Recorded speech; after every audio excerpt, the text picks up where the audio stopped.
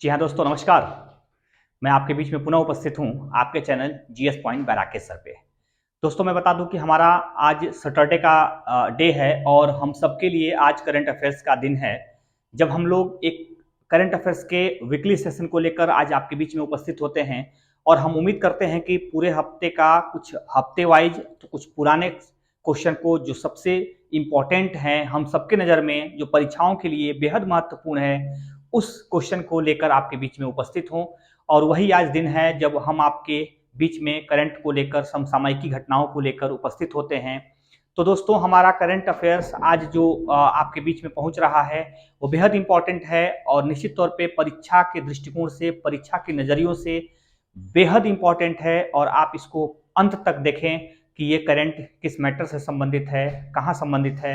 हमारा जैसा कि पिछला करंट का अफेयर्स जा रहा होगा और इसका एक चार्ट है, उसी चार्ट के माध्यम से हम पूरी करंट की शब्दावली को, पूरी करंट के मैटर को समझाने का प्रयास करते हैं।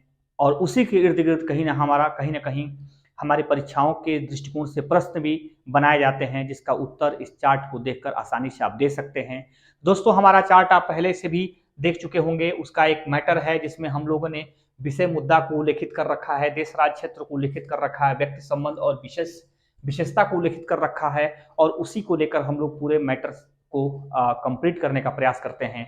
तो दोस्तों, हमारा आज का जो क्वेश्चन है वो ये है कि फ्रेंड्स ऑफ लिबरेशन वार सम्मान, आप देख सकते हैं यहाँ पे फ्रेंड्स ऑफ लिबरेशन वार सम्मान, यह एक पुरस्कार है, यह एक सम्मान है जो किस देश को दिया जाता है उसके लिए आप देख सकते हैं बांग्लादेश द्वारा प्रदान किया जाता है। दोस्तों, आप समझ सकते हैं कि बांग्लादेश द्वारा इसे प्रदान किया जाता है इस पुरस्कार को। और यह पुरस्कार इस बार पूर्व अमेरिकी सीनेटर एडवर्ड एम कैनेडी को दिया गया है, कैनेडी को दिया गया है। दोस्तों, एडवर्ड एम कैनेडी हैं, इनको दिया गया है और इनको मरणोपरांत दिया गया है। दोस्तों, ये ध्यान रखेंगे कि बांग्लादेश की सरकार द्वारा दिया गया है और अमेरिका की एक सीनेटर को दिया गया है जिनका नाम है एडवर्ड एम कैनेडी। और क्यों दिया गया है उसके लिए हम विशेषता आपको बना रखे हैं, जिसमें पहले तो लिखा गया है कि बांग्लादेश के पीएम शेख हसीना द्वारा बांग्लादेश के मुक्ति में योगदान के लिए इन्हें प्रदान किया गया है। आप जैसा कि जान सकते हैं कि बांग्लादेश की मुक्ति सन 1971 में हुई थी, जब पाकिस्तान से लड़कर बांग्लादेशियों ने अपने क्षेत्र को देश के रूप में आज़ाद कराया था, संप्रभु राष्ट्र के रूप में आज़ाद कराया था। उसमें शेख मुजीबुर रहमान साहब की बड़ी भूमिका थी। उन्हीं की पुत्री हैं शेख हसीना और वो आज बांग्लादेश की प्रधानमंत्री हैं। तो दोस्तों, ये जो सीनेटर हैं अमेरिका के, उस समय जब बांग्लादेश की मुक्ति के लिए प्रयास चल रहे थे तो उन्होंने अमेरिका से जो पाकिस्तान को हथियार मिल रहे थे, जिसके बल पर पाकिस्तान बांग्लादेश की मुक्ति को रोकना चाहता था, उसी पाकिस्तान को मिलने वाले हथियारों को रोकने के लिए काफी प्रयास इन्होंने किया था अमेरिका में। और उसी को देखते हुए बांग्लादेश की सरकार ने यह पुरस्कार राशि, वह पुरस्कार सम्मान उनको दिया है। दोस्तों, अगला हमारा क्वेश्चन क्या है? राष्ट्रीय स्मारक प्राधिकरण के नए अध्यक्ष। जैसा कि आप सबको मालूम होगा कि हमारा यह प्राधिकरण भारत में राष्ट्रीय स्मारकों को, सांस्कृतिक स्थलों को या ऐतिहासिक धरोहरों को बचाने के लिए, संरक्षित करने के लिए और संवर्धन करने के लिए लगातार यह प्रयास करता है संस्था। यह भारत के सांस्कृतिक मंत्रालय के अधीन काम करने वाली संस्था है। इसके नए अध्यक्ष चुने गए हैं किशोर कुमार बासा। पहले तो आप जान लीजिए कि इसका मुख्यालय नई दिल्ली में है, मतलब राष्ट्रीय स्मारक प्राधिकरण का मुख्यालय नई दिल्ली में है और इसके अध्यक्ष हैं किशोर कुमार बासा, इसके अध्यक्ष हैं। तो निश्चित तौर पर आप नए अध्यक्ष के बारे में आप जान सकते हैं। यह संस्था भारत के सांस्कृतिक मंत्रालय के अधीन काम करता है और जैसा कि मैं बताया कि इसका ऐतिहासिक धरोहरों और स्मारक स्थलों के संरक्षण और संवर्धन में महत्वपूर्ण भूमिका देखी जाती है। तो नए इसके अध्यक्ष चुने गए हैं दोस्तों किशोर कुमार बासा। नेक्स्ट और तीसरा क्वेश्चन है हमारा, देश की सबसे बड़ी पवन टरबाइन। दोस्तों, ये पवन ऊर्जा जो हम हवाओं से ऊर्जा निर्माण करने का कार्य करते हैं, उसके लिए खासकर ये हवाओं, जिधर जिस तरफ हवाएं चलती हैं या जहां पे हवाएं चलने की संभावना ज़्यादा होती है, वहीं पर इस प्रकार के टरबाइन लगाए जाते हैं दोस्तों। और मैं बता दूं कि यह टरबाइन या तो रेगिस्तानी क्षेत्रों में ज़्यादा लगते हैं या तो समुद्री तटीय क्षेत्रों में ज़्यादा लगाए जाते हैं। तो दोस्तों ये भारत में लगा है और देश की सबसे बड़ी टरबाइन है, और यह लगा है मुंद्रा, गुजरात में। मुंद्रा नामक स्थान पर गुजरात में लगाया गया है। और किसके तरफ से लगाया गया है? अडानी न्यू इंडस्ट्रीज लिमिटेड द्वारा लगाया गया है, अर्थात अडानी ग्रुप की कंपनी है। जैसा कि आप सबको मालूम होगा कि गौतम अडानी इस समय दुनिया के दूसरे रिचेस्ट व्यक्ति बने हुए हैं, और उन्हीं की कंपनी है यह, इन्हीं के द्वारा यह टरबाइन लगाया गया है। और सबसे बड़ी विशेषता यह है दोस्तों कि यह बिजली उत्पादन क्षमता 5.2 मेगावाट करता है। दोस्तों एक टरबाइन कुछ पंखों के साथ 5.2 मेगावाट की बिजली क्षमता उत्पन्न करे, जिसके द्वारा 4000 घरों को बिजली मिलेगी, ऐसा संभावना जताई गई है इस टरबाइन से उत्पादित बिजली क्षमता को लेकर। और दोस्तों मैं बता दूं कि यह टरबाइन की ऊंचाई जो है 210 मीटर ऊंचा है। तो आप समझ सकते हैं 210 मीटर, हालांकि मैं अपने क्लास में भी इसका उल्लेख कर चुका हूं। यह एक बेहद क्षमतावान टरबाइन है जिसकी ऊंचाई 210 मीटर है। अर्थात हम कह सकते हैं सरदार वल्लभ भाई पटेल जी की जो मूर्ति है, स्टैचू ऑफ यूनिटी, उससे भी अधिक ऊंचाई इस टरबाइन की रखी गई है। और इसके एक पंखे की जो ऊंचाई है लगभग 40 मंजिला बिल्डिंग के बराबर है दोस्तों। अर्थात इसके विंड या फिर पंखियों की जो लंबाई है दोस्तों वह 40 मंजिला बिल्डिंग के बराबर है। आप कुछ कल्पना कीजिए, कुछ इमेजिन कीजिए कि यह टरबाइन कितनी ऊंची, कितनी बड़ी और कितनी बेहद विस्तृत दिखाई देती होगी। तो वह भारत में लगा है, और भारत के इतिहास में यह भी एक गौरव का क्षण होगा जब मुंद्रा में, गुजरात में इतनी बड़ी ऊंचाई की टरबाइन लगाई गई है। दोस्तों अगला हम देख पा रहे हैं चौथा FICCI, अर्थात इसको फिक्की कहते हैं। और दोस्तों फिक्की का वैसे फुल फॉर्म होता है federation of India chambers of commerce and industry. और दोस्तों यह जो संस्था है वह नई दिल्ली में है, और इसकी स्थापना 1927 में हुई थी। आज जरा सा याद रखिए कि 1927 दोस्तों भारतीय स्वतंत्रता से 20 वर्ष पहले की घटना है, और उस समय यह संस्था स्थापित की जा रही थी। और इस संस्था के वर्तमान नए जो अध्यक्ष चुने गए हैं उन्हीं को लेकर ये करंट अफेयर्स है। जो चुने गए हैं उनका नाम है शुभ्रकांत पांडा। शुभ्रकांत पांडा हैं जो नए अध्यक्ष हैं, जबकि पुराने जो है संजीव मेहता के स्थान पर इन्हें नियुक्त किया गया है दोस्तों। तो यह नए नियुक्ति पाए हैं, फिक्की के नए अध्यक्ष बने हैं। और फिक्की जो है दोस्तों एक ऐसी संस्था है, पहले देख लेंगे, भारत सरकार का सबसे पुराना गैर सरकारी एवं गैर लाभकारी संस्था है। मतलब भारत की संस्था है, गैर सरकारी संस्था है और गैर लाभकारी संस्था है। मीन्स कह सकते हैं कि भारत सरकार या सरकार से न कोई लाभ लेती है, न सरकार के किसी हिस्से में मानी जाती है। और यह संस्था सामाजिक सिविल प्रॉफिट के लिए बनाई गई है दोस्तों। और इस संस्था को मूल रूप से हम देख सकते हैं कि सरकारी नीतियों को प्रोत्साहित तथा प्रभावित करता है। अर्थात हम ये कह सकते हैं कि दबाव समूह के रूप में कोई पार्टी नहीं बल्कि कोई संस्था है जो सामान्य तौर पर सरकार की नीतियों को प्रभावित भी करता है और सरकार की नीतियों को प्रोत्साहित भी करता है। यह इंडस्ट्रियल विकास में अपनी भूमिका निभाता है, कंपनी और उद्योगों के विकास में अपनी भूमिका निभाता है, गैर सरकारी होकर भी सरकार को सहयोग देता है। जहां तक सरकार को लगता है कि हमें सुझाव देना चाहिए, यह संस्था लगातार सुझाव देकर भारत के विकास में अपनी भूमिका निभाता है। हाँ तो दोस्तों देखते हैं अगला, यह है आपकी पांचवा, और पांचवा कहता है राइजिंग सन वाटर फेस्टिवल। दोस्तों मैं बता दूं कि राइजिंग सन वाटर फेस्टिवल 2022 के नाम से जाना जा रहा है, और इसका आयोजन मेघालय में किया गया है। 3 से 5 नवंबर के बीच में किया गया है दोस्तों। आपको बता दूं कि इसी मंथ में मेघालय में राइजिंग सन वाटर फेस्टिवल 2022 का आयोजन किया गया है, और यह गारो समुदाय द्वारा किया गया है दोस्तों। और गारो समुदाय द्वारा बांग्ला नृत्य करते हैं। बांग्ला नृत्य जो है दोस्तों यह गारो समुदाय द्वारा किया जाता है। आप सबको मालूम होगा कि गारो समुदाय मुख्यतः तो मेघालय में रहती है, लेकिन इसकी कुछ संख्या असम में भी पाई जाती है दोस्तों। जैसा कि आप सबको मालूम होगा कि मेघालय में एक गारो पहाड़ी है, हालांकि गारो से सटे हुए खासी और जयंतिया पहाड़ी भी मिलती हैं, जो अपने आप में पहाड़ियों पर बसे हुए लोग अपने ही पहाड़ी के स्लैग नेम से गारो जनजाति, खासी जनजाति और जनजातीय जनजाति के नाम से जाने जाते हैं।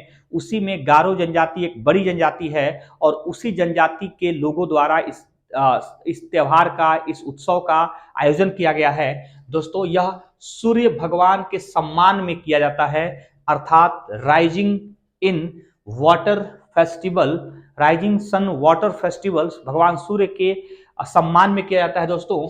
और जल क्रीड़ा एवं सांस्कृतिक कार्यक्रम इसके लिए किए जाते हैं। मतलब जल में बहुत सारे खेल किए जाते हैं, जल में बहुत सारे नृत्य किए जाते हैं, जल में बहुत सारे क्रीड़ा किए जाते हैं और यह इसी प्रकार का और सांस्कृतिक कार्यक्रम भी होते हैं। यह पूर्वोत्तर भारत में अपनी तरह का यह पहला कार्यक्रम है जो इतना विस्तृत रूप में हुआ है, इतना भव्य रूप में हुआ है। तो याद रखेंगे, राइजिंग सन वाटर फेस्टिवल आपके मेघालय में हुआ है दोस्तों। तो मेघालय अर्थात जहां मेघों का घर हो, वहीं पर इस प्रकार के सम्मेलन किए गए हैं जो वाटर फेस्टिवल से जुड़ता है। और वही मेघालय दुनिया का सबसे अधिक वर्षा वाला क्षेत्र अपने पास रखा है, जिसका मासिनराम कहते हैं, चेरापूंजी के नाम से जाना जाता है। कभी मासिनराम तो कभी चेरापूंजी में वर्ल्ड की सबसे अधिक वर्षा देखी जाती है।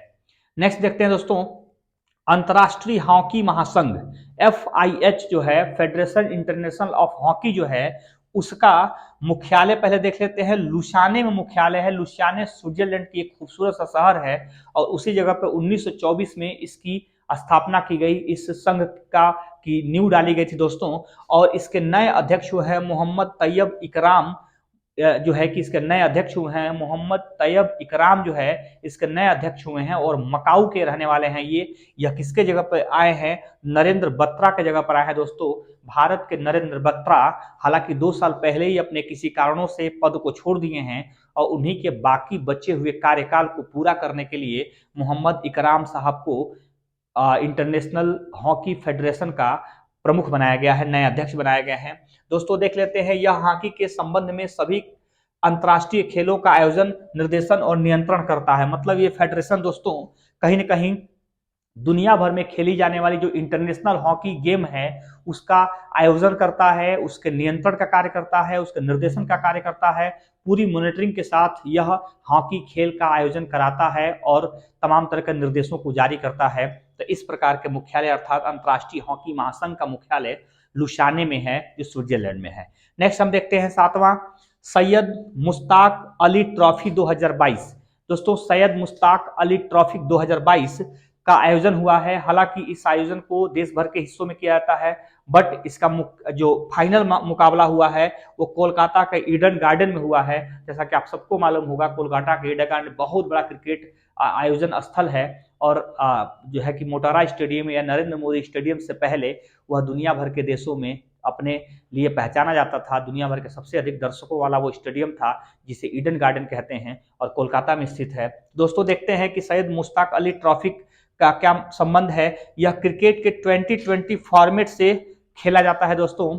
मतलब क्रिकेट की दुनिया में जो 2020 फॉर्मेट है उसी पर आधारित एक खेल है दोस्तों और इसकी शुरुआत 2006 और 2007 में की गई थी। फिर देखते हैं इसके विजेता मुंबई बना है, इसका विजेता, और उप विजेता हिमाचल प्रदेश बना है। विजेता के रूप में मुंबई और उप विजेता के रूप में हिमाचल प्रदेश बना है। इस बार 2022 का सैयद जो है कि मुश्ताक अली ट्रॉफी है वह मुंबई को प्राप्त हुआ है, उप विजेता के रूप में हिमाचल प्रदेश है और सर्वाधिक बार जीतने का रिकॉर्ड तमिलनाडु के पास है दोस्तों। तमिलनाडु 3 बार इस खेल को जीतकर रिकॉर्ड बनाया हुआ है। यह खेल 2006 और 2007 से प्रारंभ है। नेक्स्ट हम देखते हैं 8वां, 26वां मालाबार युद्ध अभ्यास 2022।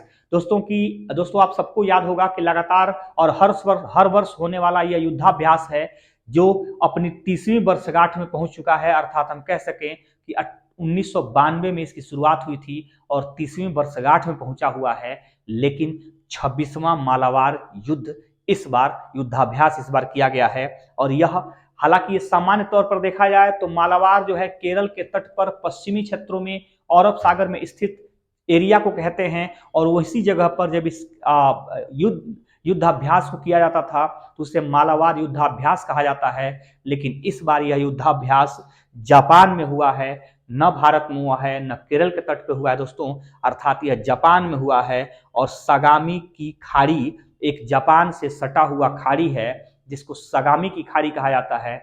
उसी खाड़ी में इस युद्धाभ्यास का आयोजन किया गया है। यह भारत, जापान, अमेरिका और ऑस्ट्रेलिया के बीच में युद्धाभ्यास होता है दोस्तों। पहले मैं बता दूं कि यह भारत और अमेरिका की ज्वाइंट युद्धाभ्यास था। पहले यह 2 वर्ष हुआ करता था, अब यह हर वर्ष होता है। इसमें जापान और ऑस्ट्रेलिया को भी शामिल कर लिया गया है, अर्थात अब जो 4 देश हैं वो क्वाड समूह के सदस्य हैं। और क्वाड समूह की स्थापना सामान्य तौर पे चीन की साम्राज्यवादी नीतियां और आर्थिक असंतुलन को जो है कि लगातार जो चीन की तरफ से बिगाड़ा जा रहा है उसी से बचाव के लिए, उसी से नियंत्रण के लिए क्वाड नामक संस्था की स्थापना की गई है। और क्वाड के सभी 4 सदस्य देश, जिसमें भारत है, अमेरिका है, ऑस्ट्रेलिया है और जापान है, ये चारों देश मिलकर इस युद्धाभ्यास को कर रहे हैं। दोस्तों इसमें विशेषता ये है कि यह नौसैनिक युद्धाभ्यास है। दोस्तों मैं बता दूं कि यह कोई जो है कि थल सेना नहीं, यह वायुसेना नहीं, बल्कि नौसेनाओं का युद्धाभ्यास है जो सामान्य तौर पर खाड़ी या सागरों में देखा जाता है। जी हाँ दोस्तों, तो अगला हम देखते हैं। 9वां जो है हमारा कह रहा है 17वां प्रवासी भारतीय दिवस। दोस्तों मैं बता दूं कि यह प्रवासी भारतीय दिवस है और पिछले कुछ वर्षों से लगातार ये चर्चा में रहता है। जब भी वर्ष के प्रारंभिक महीने में हम प्रवेश करते हैं तो दुनिया भर के देशों को एक बार, खासकर वो भारतीय मूल के लोगों को, दुनिया भर में रहने वाले लोगों को आमंत्रित किया जाता है। और वह आमंत्रित क्यों किया जाता है, पहले हम ये जान लें कि इस बार के 17वां प्रवासी भारतीय दिवस इंदौर में हो रहा है। दोस्तों जैसा कि आप सबको मालूम होगा कि इंदौर भारत का सबसे स्वच्छ रैंकिंग में नंबर 1 पे रहने वाला शहर है और मध्य प्रदेश राज्य का शहर है। यह आयोजन 8 से 10 जनवरी 2023 के बीच में होगा। याद रखेंगे दोस्तों, 8 से 10 जनवरी 2023 में होगा। और यह जनवरी में इसलिए होता है क्योंकि 9 जनवरी 1915 को महात्मा गांधी जी दक्षिण अफ्रीका को छोड़कर भारत आए थे। तो 9 जनवरी का जो कॉम्बिनेशन है जरूर इस प्रवासी भारतीय सम्मेलन में रखने का प्रयास किया जा रहा है। इस बार भी 8 से 10 जनवरी के बीच में 9 जनवरी जरूर देखने को मिल रहा है दोस्तों। और यह महात्मा गांधी जी के आने पर सम्मान पूर्वक इस आयोजन का प्रारंभ किया गया था। यह प्रारंभ 2003 में किया गया था दोस्तों और 2003 से लगातार यह चला आ रहा है। हालांकि पिछले 3-4 वर्षों से यह इसका आयोजन ऑनलाइन हुआ करता था, वर्चुअली हुआ करता था, लेकिन इस बार यह आयोजन भौगोलिक होगा, खासकर फेस टू फेस होगा, जिसका आयोजन इंदौर में किया जा रहा है। दोस्तों मैं बता दूं कि हर बार मुख्य अतिथि होते हैं। इस बार मुख्य अतिथि हैं गुयाना के राष्ट्रपति हैं डॉक्टर मोहम्मद इरफान अली। और जैसा कि आपको पता होगा गुयाना दक्षिण अमेरिकी राष्ट्र है और उसके राष्ट्रपति हैं इस समय जो मोहम्मद इरफान अली, वही इस बार के प्रवासी भारतीय सम्मेलन के मुख्य अतिथि होंगे। इसकी मुख्य उद्देश्य विशेषता क्या है कि दोस्तों यह प्रारंभ 2003 में हुआ था, जैसा कि मैं पहले बताया हूं। 2015 में महात्मा गांधी के दक्षिण अफ्रीका से लौटने के उपलक्ष्य में मनाया जाता है। और सबसे बड़ी बात मैं बता दूं कि लक्ष्मीमल सिंघवी के सुझाव पर इस सम्मेलन का होना भारत में प्रारंभ हुआ। लक्ष्मीमल सिंघवी जी एक भारत के संविधान विशेषज्ञ हैं जो नेपाल, बांग्लादेश और दक्षिण अफ्रीका के संविधान निर्माण में अपनी बड़ी भूमिका निभा चुके हैं। और इस तरह से यह भारत के एक बड़े संवैधानिक विशेषज्ञ कहे जाते हैं, विधि विशेषज्ञ कहे जाते हैं। उन्होंने ही सुझाव दिया था कि दुनिया भर में भारतीय मूल के फैले हुए लोग जो दुनिया भर के देशों में बड़े बड़े ऊंचाइयों को छुए हुए हैं, बड़े पर्सनालिटी के रूप में दुनिया भर में जाने जा रहे हैं, अगर वह भारत से अपने संबंधों को प्रगाढ़ करते हैं तो भारत में इन्वेस्टमेंट बढ़ेगी, भारत में टेक्नोलॉजी बढ़ेगी, भारत में नयापन आएगा और भारत कई तरह के उनसे लाभ लेने में बड़ी जो है कि अवसर को प्राप्त करेगा। तो दोस्तों इन्हीं सभी बातों को देखते हुए भारतीय मूल के लोगों को विदेशों में निमंत्रण दिया जाता है और इस सम्मेलन में आने के लिए उन्हें अवसर दिया जाता है। तो बेहद इंपॉर्टेंट है, इस बार मध्य प्रदेश के इंदौर में होगा और 17वां होगा, ये भी आपको याद रखना होगा। नेक्स्ट हम देखते हैं, और यह जो मैं बोलने जा रहा हूं 10वां, जो इसी से रिलेटेड है, और रिलेटेड ये है युवा प्रवासी भारतीय दिवस का आयोजन किया जा रहा है और युवा भारतीय प्रवासी दिवस का आयोजन इंदौर में ही, एमपी में ही किया जाएगा। इसका आयोजन कुछ हफ्ते अर्थात एक आध हफ्ते के साथ ही इसके प्रारंभ हो जाते हैं और इस बार मुख्य अतिथि होंगे जेनेटा मास्कुरेन हॉक होंगे, जो ऑस्ट्रेलिया के एक सांसद हैं, ऑस्ट्रेलिया सांसद के सदस्य हैं, जिसे सांसद कह सकते हैं। और अमृतकाल में भारत की प्रगति के लिए विश्वसनीय भागीदार बनाने के लिए इस बार युवा प्रवासी भारतीय सम्मेलन का आयोजन किया गया है। आप सबको मालूम होगा कि दुनिया की बड़ी बड़ी कंपनियों के सीईओ या एक गवर्निंग बॉडी में भारतीय मूल के युवा या तो शामिल हैं या तो भारतीय युवा उसमें शामिल हैं और दुनिया भर की तरक्की में अपनी बड़ी भूमिका निभा रहे हैं। जैसा कि आप सबको मालूम होगा कि दुनिया भर की बड़ी कंपनियों में भारतीयों की दबदबा इस समय देखी जा रही है। उसका लाभ उठाने के लिए, उन्हें भारत तक लाने के लिए, उन्हें भारत के आर्थिक संबंधों से जोड़ने के लिए, भारत की बदलती हुई तस्वीर के साथ उनका योगदान साझा करने के लिए इस बार हम लोग लगातार युवा प्रवासी भारतीय दिवस का भी आयोजन कर रखे हैं। तो दोस्तों मैं बता दूं कि यह दोनों ही आयोजन, चाहे वो प्रवासी भारतीय आयोजन हो या युवा प्रवासी भारतीय दिवस आयोजन हो, इस आयोजन में महत्वपूर्ण भूमिका जो निभाया जाता है वो भारत के विदेश मंत्रालय की तरफ से निभाया जाता है, उस राज्य सरकार की तरफ निभाई जाती है जिस राज्य में इसका आयोजन होना होता है। और उद्योग परिसंघ इसमें महत्वपूर्ण भूमिका निभाता है और फिक्की की भी अच्छी रोल होती है, जिसके द्वारा यह प्रवासी सम्मेलन कराया जाता है। तो याद रखिएगा 17वां सम्मेलन है इस बार और बेहद महत्वपूर्ण सम्मेलन होगा और यह जनवरी 2023 में इसकी शुरुआत होनी है और 8 से 10 जनवरी के बीच इसका आयोजन होना है। नेक्स्ट और 11वां देखते हैं, देश का पहला महिला मोहल्ला क्लिनिक की शुरुआत कर दी गई है। जैसा कि आप सबको मालूम होगा कि मोहल्ला क्लिनिक दिल्ली सरकार द्वारा दिल्ली में स्वास्थ्य की सुविधाओं को विकसित करने के लिए प्रारंभ किया गया एक अभियान है, एक व्यवस्था है, जिसको अब महिला मोहल्ला के नाम से प्रारंभ किया गया है और इसकी शुरुआत नई दिल्ली में की गई है। हालांकि दिल्ली के अन्य क्षेत्रों में भी इसका विस्तार होगा, लेकिन सिर्फ और सिर्फ यह अभी नई दिल्ली में ही प्रारंभ किया गया है और इसका उद्घाटन केजरीवाल द्वारा किया गया है। जैसा कि आपको मालूम होगा, श्री अरविंद केजरीवाल जी इस समय दिल्ली के मुख्यमंत्री हैं और उन्हीं के डिपार्टमेंट में स्वास्थ्य विभाग भी आता है, उन्हीं के मंत्रालय में स्वास्थ्य विभाग भी आता है और स्वास्थ्य सुधार के लिए लगातार उनके जो प्रयास चल रहे हैं उसी के अंतर्गत महिला मोहल्ला क्लिनिक की स्थापना भी की गई है। और मैं बता दूं कि सभी डॉक्टर इसमें कर्मचारी होंगे और सभी दवाइयां तथा टेस्टिंग फ्री होंगे, ऐसा उनका कहना है। अब ये काम आगे बढ़ेगा, हम लोगों को देखने का मौका मिलेगा कि क्या इसमें सफलताएं मिल रही हैं। अगर सफलताएं मिलेंगी तो देश के लिए बेहतर होगा, देश के सामने एक विकल्प होगा। तो इस बार केजरीवाल द्वारा नई दिल्ली में महिला मोहल्ला क्लिनिक की शुरुआत कर दी गई है।